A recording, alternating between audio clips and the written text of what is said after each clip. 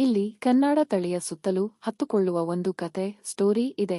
ಹಳೆಯ ದಿನಗಳಲ್ಲಿ ನೆಲೆಗೊಂಡಿರುವ ಜನಪದ ಶೈಲಿಯಲ್ಲಿ ಕನ್ನಡ ತಳಿಯ ಕಿತ್ತಳೆ ಮತ್ತು ಕೆಂಪು. ಸ್ಥಳ: ಮಲೆನಾಡಿನ ಸೊಗಸಾದ ಹಳ್ಳಿ ಹೆಬ್ಬಳ್ಳಿ. ಕಾಲ: ಸುಮಾರು 100 ವರ್ಷ ಹಿಂದೆ. ಹೆಬ್ಬಳ್ಳಿ ಹಳ್ಳಿಯ ಮಧ್ಯದಲ್ಲಿ ಹಳೆ ಮರದ ನೆರಳಲ್ಲಿ ಒಂದು ಮನೆಯೊಳಗೆ ಪಾರ್ವತಿ ಅಜ್ಜಿ ತನ್ನ ಮೊಮ್ಮಗಳಾದ ಲಕ್ಷ್ಮಿಗೆ ಕತೆ ಹೇಳುತ್ತಿದ್ದಳು. ಈಗ ಕೇಳು ಲಕ್ಷ್ಮಿ, ಅಜ್ಜಿ ಶುರು ಮಾಡಿದಳು. ನಮ್ಮ ಕನ್ನಡ ತಳಿಯ ಹಸುಗಳು ಸಾಮಾನ್ಯ ಹಸುಗಳಲ್ಲ. ಅವುಗಳ ಮೈಮೆಚ್ಚಿದ ಕಿತ್ತಳೆ ಬಣ್ಣ ಮತ್ತು ಕೆಂಪು ಕಣ್ಣುಗಳು ದೇವರ ವರದಂತೆ.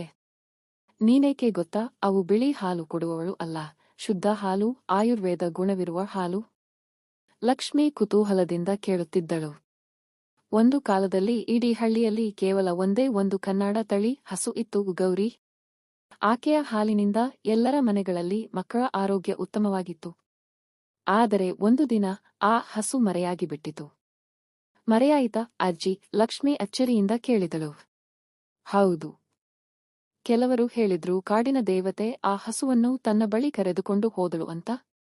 ಆ ದಿನದ ನಂತರ ಹಳ್ಳಿಯಲ್ಲಿ ಹಲವಾರು ವರ್ಷಗಳು ಕನ್ನಡ ತಳಿಯ ಹಸು ಕಾಣಲಿಲ್ಲ.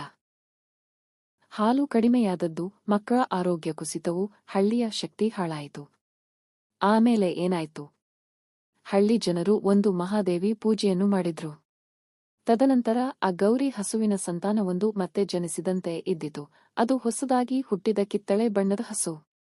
ಅದು ಮತ್ತೆ ಕನ್ನಡ ತಳಿ ಬದಲಾಗಿ ಹರಡೋಕೆ ಶುರುವಾಯಿತು. ನಾನಿನ್ನೂ ನೆನೆಸಿಕೊಳ್ತೀನಿ, ನಾನು 9ನೇ ವರ್ಷದಾಗಿತ್ತು. ಮೊದಲ ಬಾರಿಗೆ ಆ ಹಸುವಿನ ಹಾಲು ತಿಂದ ದಿನ. ಲಕ್ಷ್ಮಿ ಕಣ್ಣು ತುಂಬಿಕೊಂಡಳು. ಅಜ್ಜಿ, ನಾವು ಇಂದು ಏಕೆ ಕನ್ನಡ ತಳಿಯ ಹಸುಗಳನ್ನು ಬೆಳೆಸುತ್ತೀವಿ ಅಂತ ನನಗೆ ಅರ್ಥವಾಯಿತು. ಅಜ್ಜಿ ನಗುತ್ತಾ ತಲೆಯಾಡಿಸಿದಳು. ಈ ತಳಿ ನಮ್ಮ ಜನಪದದ ಶಕ್ತಿ, ನಿನ್ನ ಪೋಷಣೆಯ ಮೂಲ. ಅದನ್ನು ಉಳಿಸಿಕೊಳ್ಳೋದು ನಮ್ಮ ಕರ್ತವ್ಯ.